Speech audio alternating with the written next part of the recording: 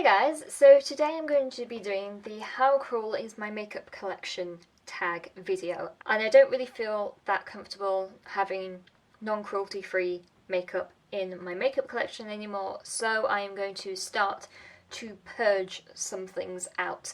I'm not throwing anything away. I find that just chucking away makeup is very wasteful. I have made a list, but I have cross-referenced these lists from things like their company websites, from PETA, from the Leaping Bunny Association, and just general bloggers and people who have made huge amounts of research into cruelty-free, so I will put all of my findings in the description below.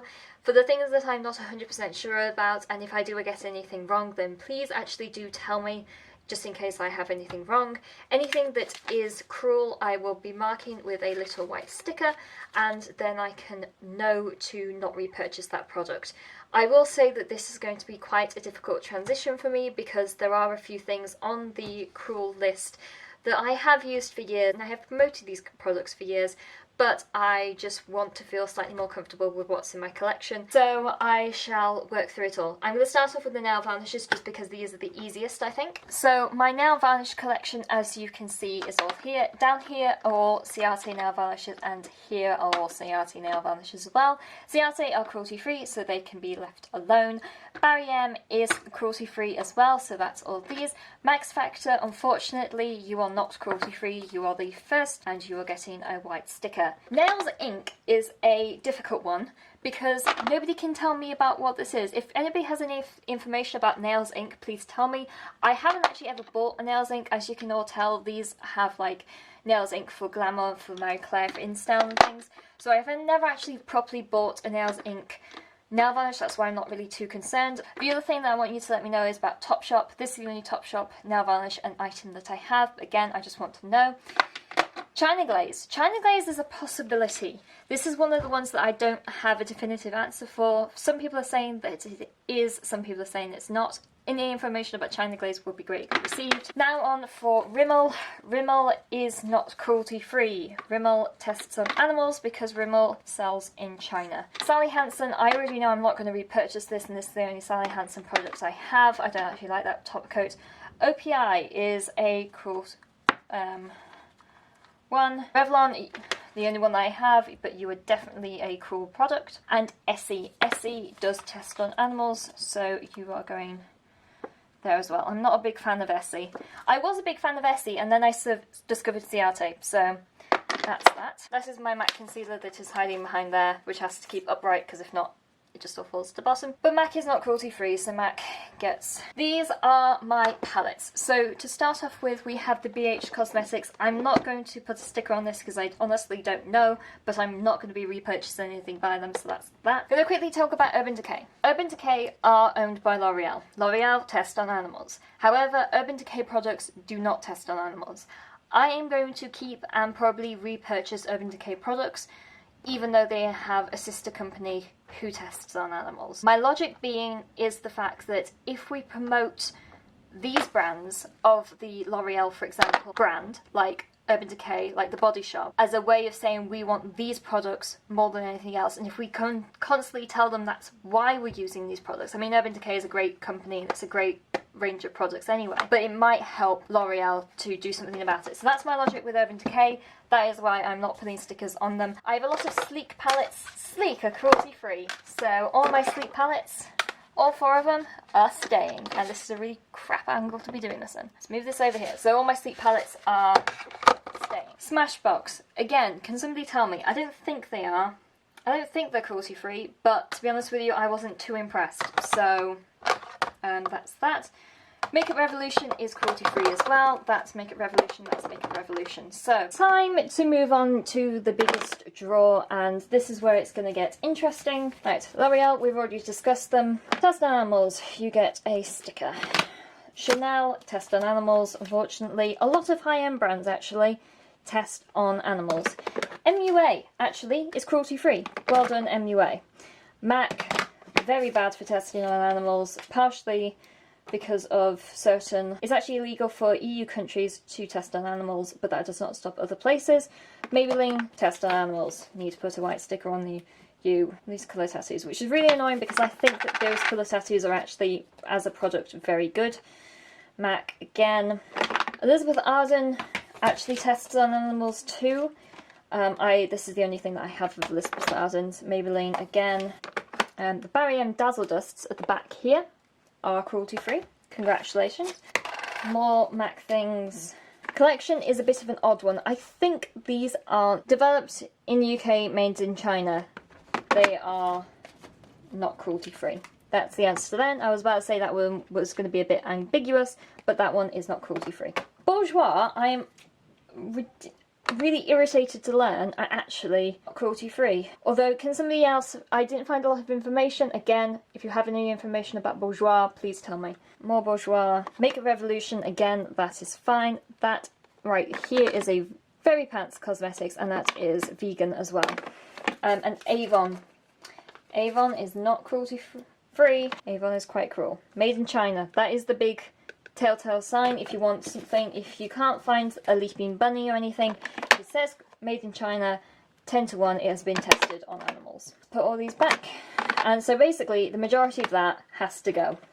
If I was throwing away this all the makeup that is not cruelty free, the majority of this has to go.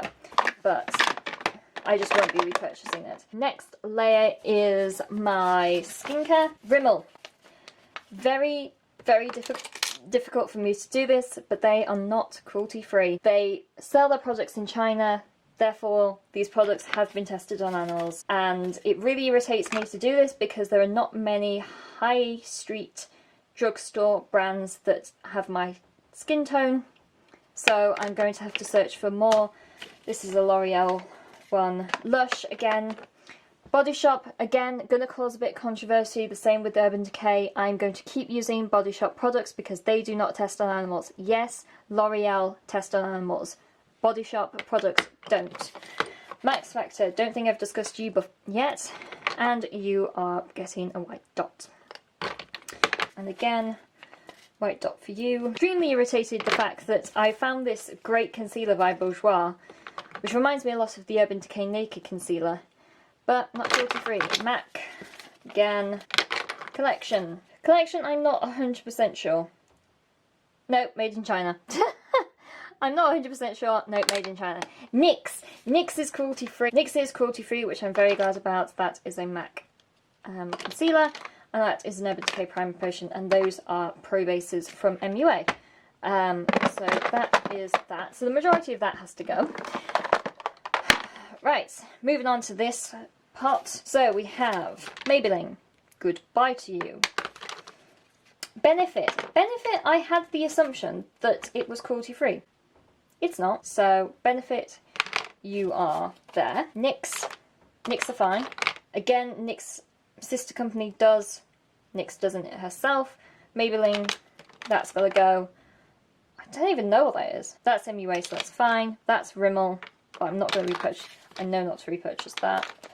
Max Factor Cream Blush. That's a Ciate blush. NYX, again, fine. Rimmel London, Goodbye. My favourite blush of all time.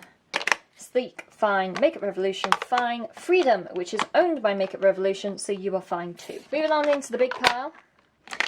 Primark. Didn't do any research about this because I bought this because it was £1 and I desperately needed mascara. But probably won't repurchase that because it was kind of crap.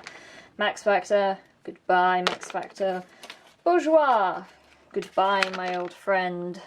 Benefit. You're seeing the pattern here, aren't you? Unfortunately, I don't think I have that Makeup Revolution one. I don't have any cruelty-free mascaras. Please leave your cruelty-free mascara. These are NYX. Those are fine.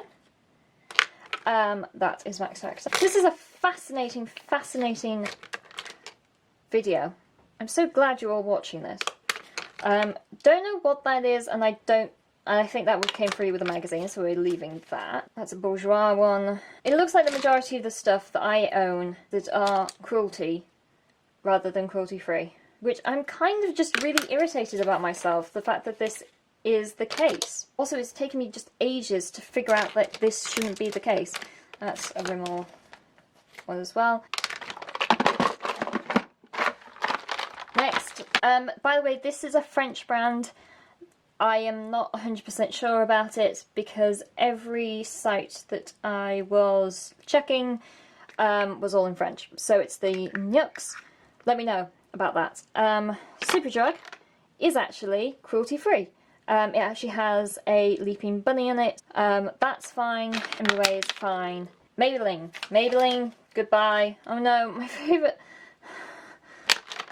lip balm. No. Nivea tests on animals. And actually, so do the sanitary product company Always. Barry M. Oh no, Barry M, you're fine. You're fine. You're fine. You are good. You are happy and you are good. And then Bourjois. Goodbye, my favourite lipsticks of all time. You suck for not being cruelty-free. When your company becomes cruelty-free, I will repurchase you, but until then... Although, can people, if I am getting any of these wrong, can people please correct me in comments so I can be better? I'm beginning to see a pattern here. Are you seeing a pattern here? The majority of the stuff that I have bought over the past few years have been tested on animals. Makeup Revolution, so that's fine. That's the only lipstick I have that's not cruelty-free. I'm pretty sure Estee Lauder is on the no list. So you can go down there. You are Avon. Put it this way. These sheets, these sticky sheets, are in sheets of 70 and I have 2 left, meaning that 68 products in my makeup collection of a company that tests on animals. So, yeah. Great. I have found other makeup brands that don't test on animals, and I will be going into those and trying to find new replacements to things. The most I think is going to be the challenging part is about foundations and concealers, because I'm incredibly pale, so I already have a very limited amount of options. Admittedly, that's also where things like this come in handy, the shaded Dusting Drops by The Body Shop. But there are a lot of cool makeup items in this, and I'm suddenly really getting to know how much there is actually here that has been tested on animals. And now I'm seeing like all the white dots and how many white dots I've used, it kind of really brings home the fact that I have been very, I don't want to say I've been lazy about this, but it's just not been something that I've been thinking about, and I should have been thinking about it.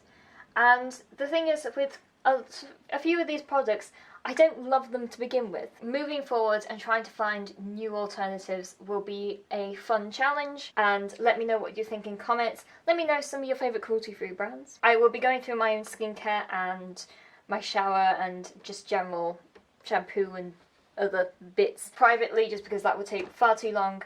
But that is where I'm at the moment. I'm wanting to start to look at things from a cruelty-free manner, so not cruel to animals, and once I have that down, I can then narrow things down to what companies, for example, need to work on their stance with the environment, to do with things like mining or deforestation to make the oils and things to produce the products or to produce the packaging and things like that. So I'm using this as a standing point in the base off, and I'm not saying that just because something is cruelty-free means that it's completely ethical, but I want to make this video sort of a jumping off point to start looking at things that are cruelty-free and then narrowing down the list even more to find companies that I'm really happy about using. Things like Ciate, Barry M, for example, I am really comfortable using because they are also pioneers for people who want change as well. And things like Lush as well. Lush products as well. That is it for this video, and I shall talk to you guys later. Bye!